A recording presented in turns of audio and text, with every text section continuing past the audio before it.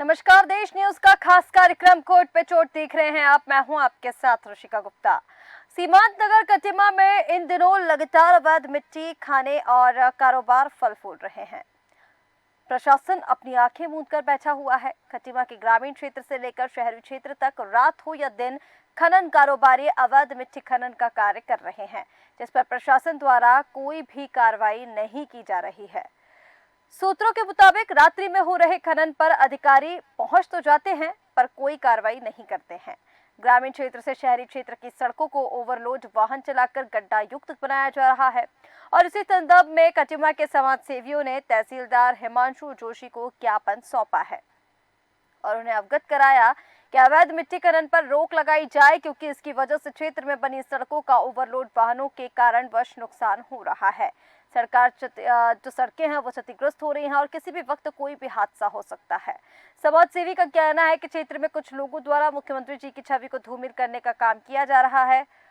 मुख्यमंत्री जी के द्वारा जो क्षेत्र में गांव-गांव तक सड़कें बनाई गई हैं, अवैध मिट्टी खनन के ओवरलोड वाहनों की वजह से वह सड़क टूट रही हैं। जगह जगह पर मिट्टी फैल रही है। उत्तराखंड को राजस्व का नुकसान भी हो रहा है अवैध खनन होने से और कहीं न कहीं राजकोष में भी इसका गलत असर पड़ रहा है, क्योंकि अगर खनन अनुमति के आधार पर होता है तो कहीं न कहीं राज्यकोष में वृद्धि होती है। समाज सेवियों का ये भी कहना है कि अवैध रूप से खनन होने के कारण खनन माफिया मकान बनाने वाले लोगों से मनचाहा पैसा भी वसूल रहे हैं। तो ये तस्वीरें लगातार आपको दिखा रहे हैं किस तरह से खटिमा में ओवरलोड ट्रक दौड़ रहे हैं, सड़कों को गड्ढा युक्त बना रहे हैं, लेकिन सुध लेने वाला कोई नहीं। सूत्र ये बताते हैं कि रात में भी खनन जारी रहता है। प्रशासन वहां पर पहुंच जाते हैं, पुलिस अधिकारी वहां पर पहुंच जाते हैं, लेकिन उसके बाद भी सुध नहीं लेती, जो साफ तौर पर यह दर्शाता है कि कहीं न कहीं प्रशासन और माफियाओं की मिलीभगत तो है। और इसी मुद्दे पर खास चर्चा करेंगे, खास मेहमान हमारे साथ जुड़ेंगे, लेकिन आइए उसके पहले आपको सुनाते हैं इस मामले के संबंध में किसने क्या कुछ कहा। मझला गांव में अभी कुछ दिनों से जो है दिन रात अवैध खनन चल रहा है।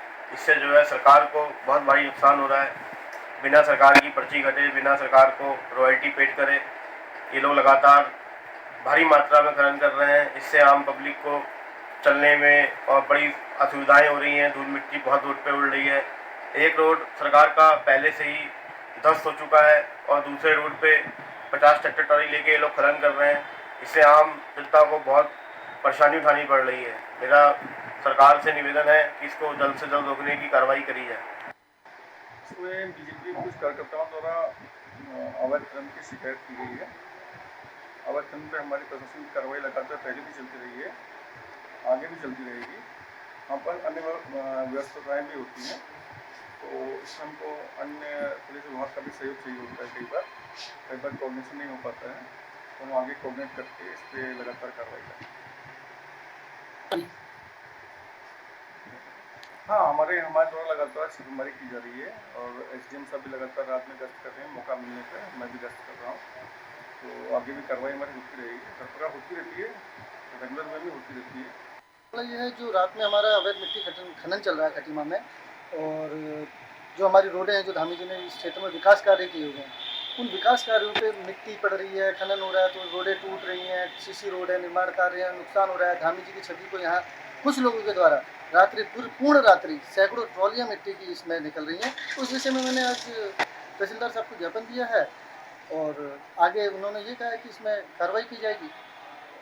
बिल्कुल, जो धामी जी के बारे में कह रहे हैं उन पर कार्रवाई होगी और उचित कार्रवाई होगी, और इस पर मेरे को लगता है कि बहुत जल्द, आज ही से मेरे को लगता है कि रोक लग जाएगी। और कल रात फिर भी पुलिस के द्वारा, एडीएम साहब के द्वारा छापामारी करी थी, जिसमें एक ट्रॉली को सीज भी किया गया है। और कल रात मैंने देखा था वहाँ करीबन 20-30 ट्रैक्टर ट्रॉली काम कर रहे थे, 2 जेसीबी काम कर रही थी। उसके बाद बाकी लोग इधर उधर हो गए थे, एक ट्रैक्टर सीज हुआ।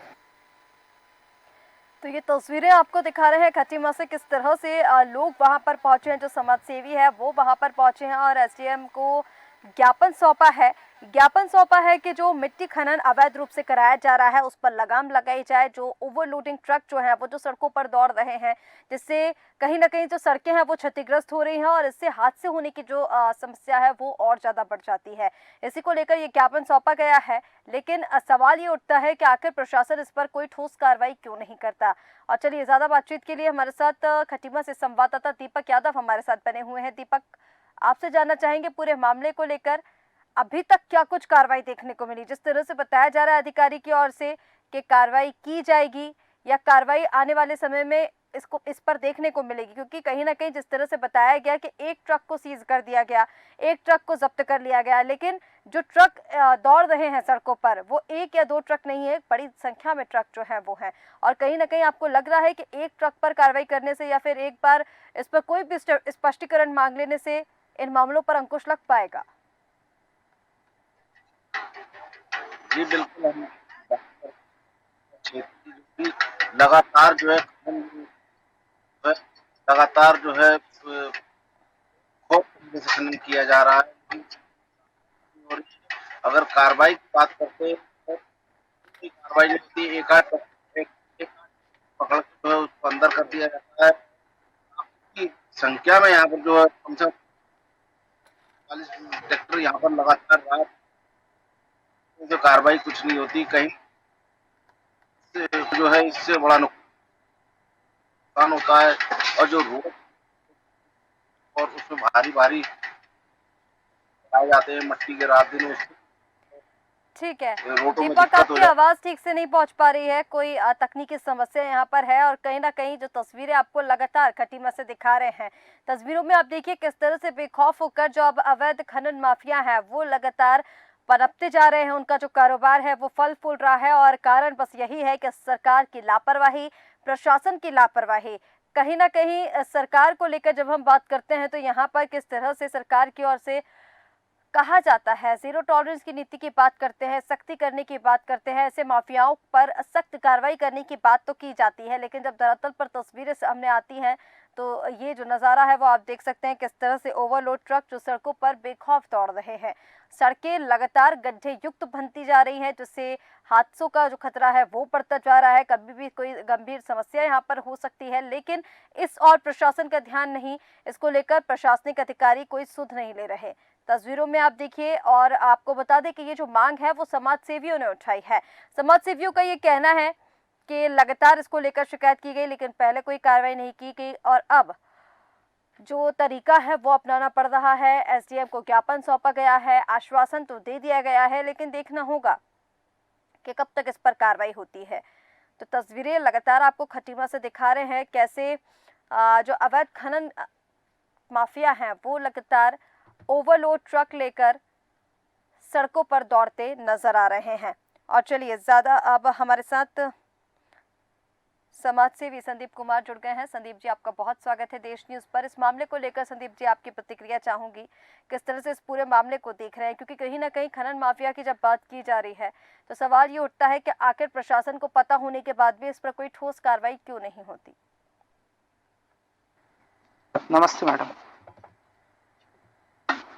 खटीमा तहसील जो है ना, इसमें जो डीएम साहब परमिशन की वो इस समय तो बंद है परमिशन, लेकिन जो मट्टी चोर है वो पुलिस से सांठगांठ करके शासन की आंखों में धूल झोंक रहे हैं। अब ये यहाँ जो मट्टी चोर है, नीचे जो कर्मचारी होते हैं प्रशासन स्तर पर, उनसे उनको मैनेज कर लेते हैं और ऊपर सूचनाएं नहीं पहुंच पाती हैं, और जो भी सूचनाएं पहुंच पाती है उसमें खाना पूर्ति केवल प्रशासन करता है। अगर यहाँ पर तहसील खनन में ट्राली चल रही है तो 5 ट्राली केवल पकड़ के खाना पूर्ति की जाती है। खनन का स्तर इतना गिर चुका है तहसील में कि मट्टी चोरों द्वारा यहाँ पर रोडें खराब कर दी गई हैं, ओवरलोड, और रात भर गाड़ियां चलती है तहसीलों में, ये गांव में। इनकी वीडियो तहसीलदार महोदय को भी दी जाती है, महोदय को भी दी जाती है, सीओ को भी दी जाती है, लेकिन कोई कार्रवाई नहीं होती, क्योंकि ये पुलिस को तो मैनेज करके चलती है। जब मट्टी चोरी करती है से तो पुलिस को तो मैनेज कर लेते हैं, लेकिन प्रशासन के निचले स्तर के जो कर्मचारी हैं उनको मैनेज कर लेते हैं। चोरी करते हैं खूब जम के, रात भर ट्राली। ठीक है, लेकिन संदीप जी जैसे कि आपने बताया, सवाल देखिए यहाँ पर यही खड़े होते हैं कि क्या सिर्फ 3 से 4 ट्रैक्टर ट्रॉलियों पर कार्रवाई करने से ये मामले को रोका जा सकता है। तस्वीरों में भी हम दिखा रहे हैं किस तरह से दिन में भी रात में भी ओवरलोडिंग जो ट्रैक्टर ट्रॉली हैं वो धड़ल्ले से दौड़ रही है सड़कों पर। वहां से ग्रामीण भी गुजरते हैं, उनके साथ भी कोई हादसा हो सकता है। जब सड़कों पर गड्ढे हो रहे हैं तो उससे भी हादसों का खतरा जो है वो बढ़ जाता है। और जैसे कि बताया जा रहा है कि प्रशासनिक अधिकारी रात में ऐसे ठेकों पर पहुंच भी जाते हैं जहां पर अवैध तरीके से खनन किया जाता है, उसके बाद भी वहां पर कोई कार्रवाई नहीं होती है। बिल्कुल सही बात है मैडम, हम्म। कार्रवाई नहीं होती, उसकी मैनेज हो जाती है। ये कहा जाता है कि ये सीएम साहब के रिश्तेदार हैं, इनके खिलाफ कोई कार्रवाई होगी तो हमारे ऊपर कार्रवाई हो सकती है, हमें तो कई जगह पहाड़ में हमारा ट्रांसफर किया जा सकता है। हम्म। प्रशासन डरता ठीक है। है कार्रवाई करने।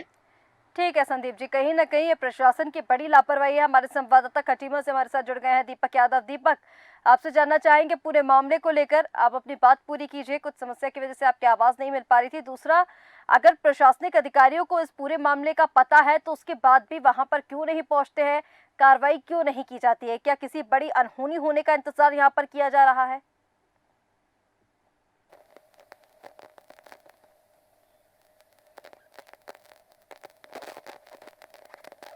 दीपक, आप मुझे सुन पा रहे हैं?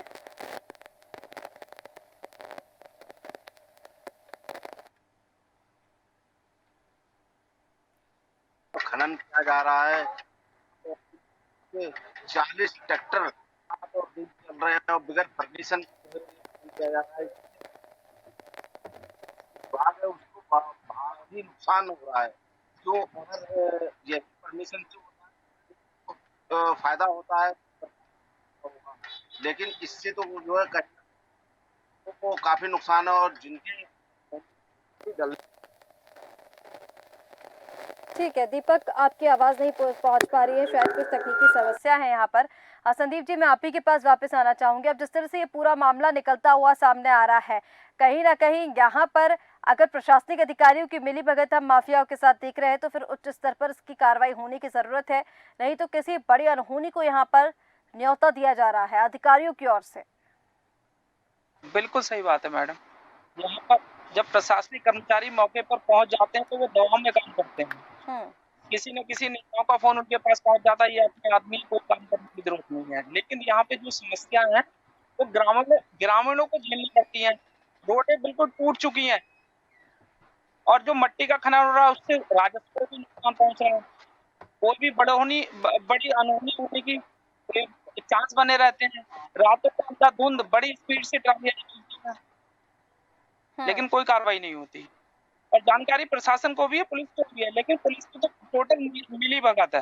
प्रशासन की तो नहीं कहेंगे, नीचे कर्मचारियों की भगत जरूर कह सकते हैं कि वो लोग ऊपर शिकायतें नहीं पहुंचाते, कोई इंफॉर्मेशन नहीं दे। जैसे नीचे के जो कर्मचारी हैं उनको इंफॉर्मेशन दे, तहसीलदार को देते हैं, लेकिन वो नहीं देते हैं। और पुलिस है वो पूरी मेहनत करके वो उनको एक दिन मिल जाता है कि इतनी तारीख को खनन करना है, यहाँ पर कोतवाल साहब नहीं है, आप कर लो। और कोई भी फोन आता है वो फोन नहीं उठाते।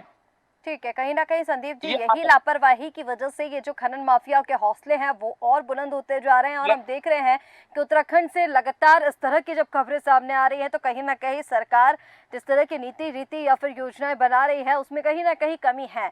अगर ठोस कार्रवाई इन मामलों पर की जाए या फिर ठोस कदम कोई उठाया जाए इन सारे मामलों को लेकर तो इस पर अंकुश लगाया जा सकता है। लेकिन लगातार हम देख रहे हैं प्रशासनिक अधिकारियों के पूरे मामलों में मिली भगत होती है और जिसकी वजह से जिसका खामियाजा आम जनता को उठाना पड़ता है। तस्वीरें आपको खटीमा से लगातार दिखा रहे हैं किस तरह से सीमांत नगर क्षेत्र में अवैध खनन जो है वो लगातार जारी है, लेकिन प्रशासन कार्रवाई करने को तैयार नहीं। और चलिए दीपक, आप तक आवाज पहुंच पा रही है?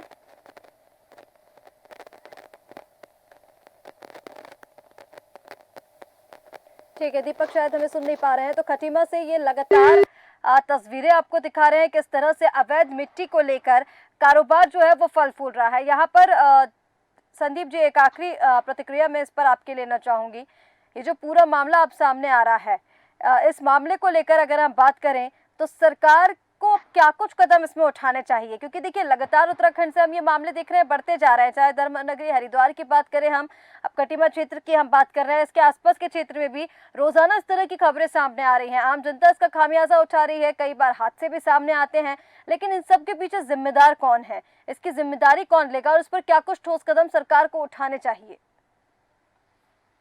मैडम ऐसा ना, यहाँ प्रशासन को सबसे पहले हर चौराहे पर सीसीटीवी कैमरे लगाने चाहिए और ऐसी प्रशासन